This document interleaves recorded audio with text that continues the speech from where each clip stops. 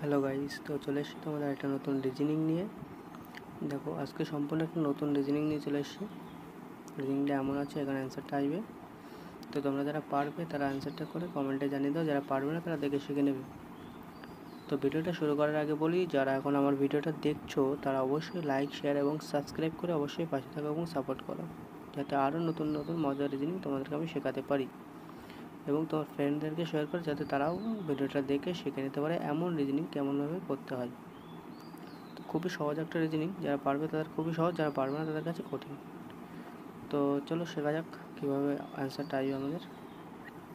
দেখো, 9 থেকে প্রথমে এসছে 27, তারপরে 54। 9 সাথে কত গুণ করলে 27-এ? 3 গুণ করলে। আর 54 গুণ 6, 6 নং 54। 9 সাথে একবার 3 গুণ, একবার 6 গুণ।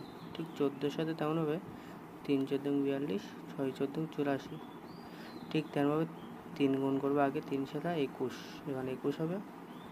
আর 6 সাথে 42, আমাদের 21 আমাদের অপশান, দেখো অপশান ডি আমাদের কারেক্ট অ্যান্সার হয়ে যাবে। 21 আমাদের সঠিক অ্যান্সার। তো অবশ্যই তোমরা ভিডিওটা ভালো মনোযোগ সহকারে দেখে শিখে নাও এবং লাইক, শেয়ার এবং সাবস্ক্রাইব অবশ্যই করো। Bye guys.